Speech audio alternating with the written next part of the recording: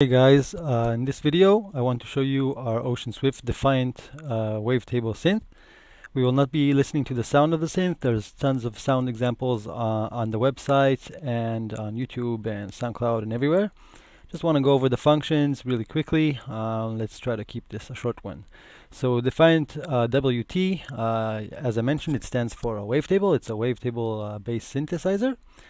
But not exactly, you know, it has some other features over here. You see there's an analog style oscillator, additive, and other stuff. But at its core, it's using wavetables to do a lot of cool things in here. Before we get into the synth itself, I want to show you one small thing. The GUI itself, it is resizable. So over here you have a little small knob on top. Right now it was at 1.25. I can make it various sizes. I can double click this and it will go back to the original size. So depending on your screen and however you want to work, you can make it a little bit bigger. Maybe let's try a little tiny bit bigger like it was before. Depends also on your screen size, of course. If it's hitting the edges, then you need to kind of move it around, but you can get whatever size you want. So that's just the little thing on the top. Let's get into the synth itself. Let's get right down to the oscillator section, which is already pretty neat in this thing. You saw me switching around over here. So as you notice, there's actually 3 different modes of synthesis that you start with in the synth. You can start with an analog style oscillator, a digital style oscillator, which is basically the wavetables. We will see that. And an additive style oscillator. It's either one of these choices. So if, for example, you go, and all of these oscillators over here, you see the main stuff is the same. So you have an octave switch, semitone switch, fine tune, which you can double click. It'll go back to the center phase. Again, you can double click over here. So for all of these different types, these main functions over here on the top are basically the same for all of them. What is not the same is the synthesis itself, the signal source itself. So if we're going to the first one, to the analog type, over here you have basically like a setup for a virtual analog subtractive synthesizer. This is or an analog subtractive synthesizer, one of the two. In this case, we are in virtual analog world. So all the stuff that you actually have seen before in these kind of subtractive synths. So 2 oscillators. The first one has a sine, saw, tri, pulse, white, pink, and brown noise. The second one, the wave shapes are a little bit different. It's sine, saw, tri, and square. You can octave offset, semitone offset, and fine-tune offset these arcs from each other and from this main tuning over here. So that's actually kind of cool. You can have like a main tuning that you want, let's say the whole thing. You want to take the whole synth an octave above or below, and then you want to have, let's say, the relationship. You want to do some detuning between the analog oscs, so you have tuning over here for the analog oscs as well. So it's really typical for a subtractive synth. The first OSC A, let's say, OSC number 1, OSC A, can be set to pulse width type of OSC wave shape. And in the pulse width wave shape, you also have these 3 controls which are active, which is the pulse width static knob, pulse width modulation depth, and also a rate for the pulse width modulation. The second oscillator, OSC B, has a square shape. So that's basically as if this oscillator would be set to pulse. And again, I can double click here with the pulse width on the center. The second asymmetrical thing between these 2 oscillators is that OSC A can serve as a master sync oscillator for OSC B. So if you turn on the sync over here, OSC B will be frequency synced to the output of OSC A. Then you can mix basically the sound of these 2 OSCs. This is like a crossfader for OSC A and for OSC B. And you can, after the mix, you can ring modulate between the mix. Between the mix.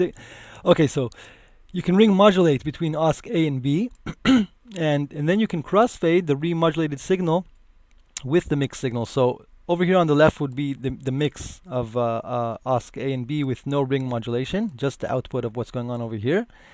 And as I take it up, it'll also add ring modulated signal of OSC A and B.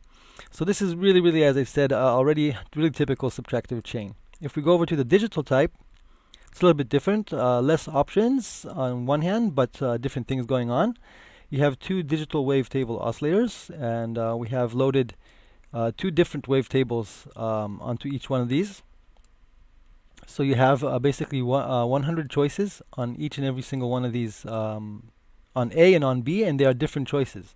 So let's just like go all the way. This is like a cosine on the 100th. Okay, so you see it's a different one, right? 100 over here is a different to the 100 over here.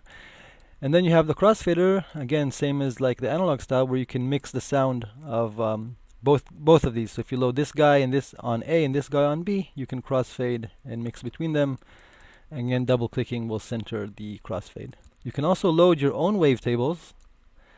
Notice two things. First of all, the cycle size for each wavetable in the synth is 2048 samples in 44/100 sample rate. The second thing to notice is that while you can load your own wavetables and synthesize and have fun and do whatever you want, your own wavetables are not saved if you save a preset. Okay, so it will, next time you load the preset, it will load all your knobs, but it will load the default factory wavetables in these slots. So this is the wavetable side of the sound creation. If we go now to the additive type, you have basically an additive oscillator with 16 harmonics that you can freely set. And over here you have a representation of the resulting wavetable. So this is actually, again, it's called additive here, but what you're actually building is a wavetable, right? So it stays true to this Defiant WT sort of name for the device. One cool thing you can do on the additive harmonics is you can either normalize or not normalize them. As you can see, the not normalized signal will sort of kind of square off if you do certain things. And this is not really clipping, you know, because you're basically squaring it off. It's a legitimate wave shape like this as well. If you want to, you can normalize it, and then, you know, the first peak will kind of get will bounce everything downwards, so you know you don't get these flat peaks on the top. So a wavetable that like this will be like this if it's normalized, and it will look like this if, well, let's take a one with some more, yeah, something like this will look like this not normalized, and will look like this if it's normalized. So again, it's just gives you two different another way to do two different flavors with actually the same thing that you actually drawn over here. The next thing that you have is you can hit random over here, and it will generate random additive harmonics. You can kind of decide the random range. So let's say it's on 100. If I take it a little bit below, then the range will be maximum of 39. So all the harmonics will be lower. Just another neat kind of thing for the randomizer. And the last thing that also has to do with the randomizer, over here you see that it's really freely randomized, right? Each one of them is on the range of 0 to 100. You can add a sort of scaling to the randomization where, you know, it's not exact, and this is on purpose. You know, you could have, as you see here, number 3 is above number 1. But in general, you'll have this kind of sort of cascade from the highest, from the first harmonic to the later harmonics. But again, this is just a very, very mild scaling, so it allows for variation. So you could have stuff like this. But without the scaling, then, you know, you can see the difference, obviously. So again, this is just another way. There's no right or wrong way, you know, it just gives another option of what you can do with the randomization. So this additive type is actually pretty cool. I think it's maybe even my favorite in this synthesizer.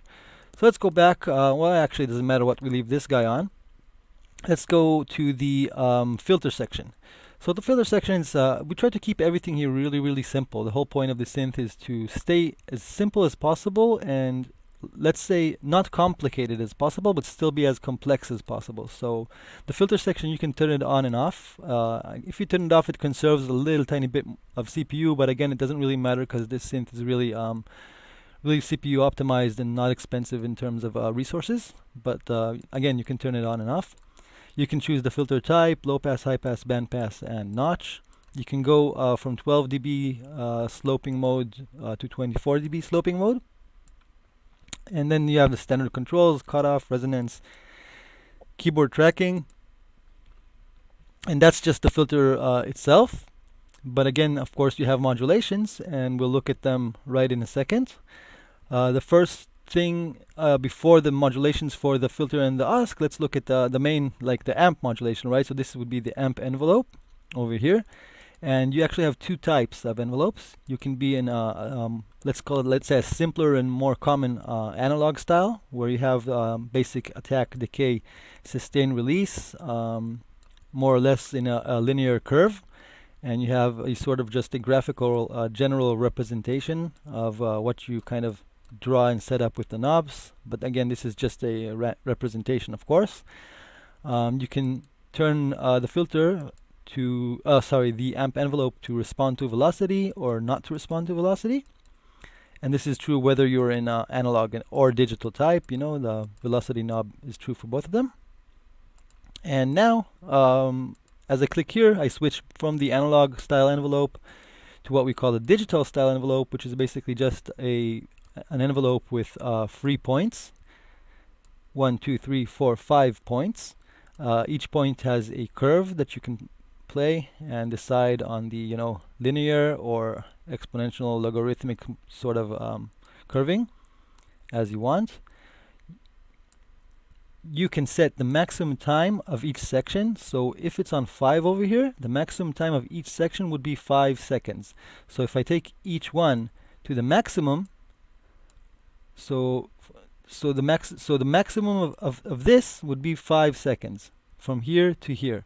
If I 0.1, then the maximum from here to here, because this is on the maximum right now, right? So this whole thing would be 0 to 1. So let's say about halfway would be, you know, really short over here. But let's say if on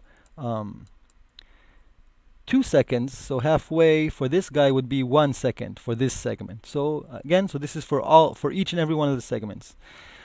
And the last thing I want to show on the envelope, you can have sustain on, and then it acts pretty much like an ADSR, like this, only with the curves and the maximum time setting.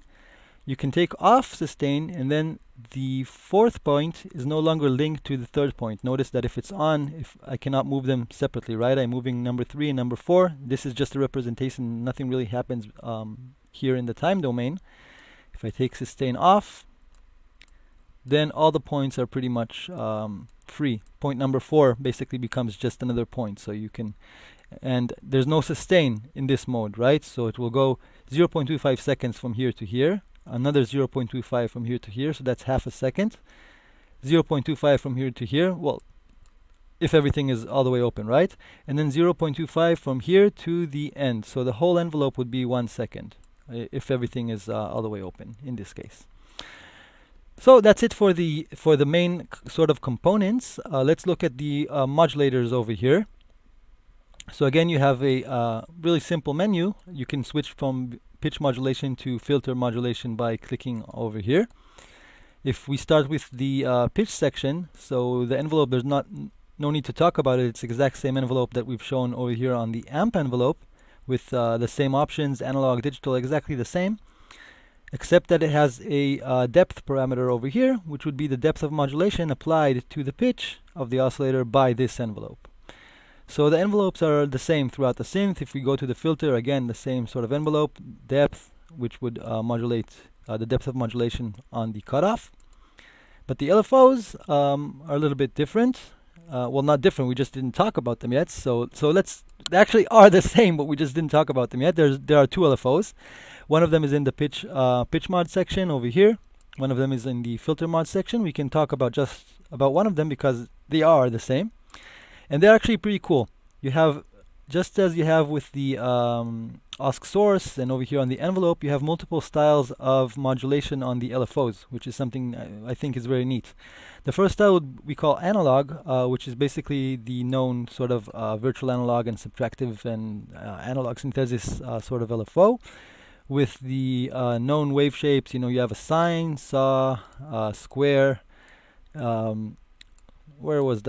there's a triangle over here, yeah, sine, saw, tri, square, sample and hold, and a glide, which is sample and hold with a bit of smoothing on. So just the basic shapes. Again, this is already lots of options over here because you have also the sample and hold and also the glide and everything. You can sync the LFO to your tempo. Right now it's with the sync turned on. You can turn off the sync, and as you notice, right now it's not going very fast, right? The whole range of this rate knob. This is actually something pretty cool that we like to do. It's not the first time we do it on our synth. When you are in sync mode, there's nothing here, right? But if I click this and I'm not in sync mode, then this thing appears over here, and this allows me to choose the range of this rate control. So in turbo it will go from 0.001 and it'll go up until pretty fast, into the audio rate a little bit, up to 33.07 hertz. If I go to medium, for example, then the maximum would be 11.02 hertz. This just allows you to kind of find sweet spots, you know. You want, let's say, a very slow LFO, but you really want to kind of be able to find that exactly the point that you want. So you have much better resolution if you go into crawl for a slow guy, and again, you can still go very fast if you just go into turbo. This is actually something very neat that we encourage you to play with it, and we haven't really seen this in other LFO implementations. So this is for as far as the analog and the main functions of the LFO. You can also, of course, re-trigger the LFO off or on, however you prefer, depending on the sound. The second type of LFO is the digital LFO. So again, the same idea like over here. What you have is a wavetable for the LFO itself.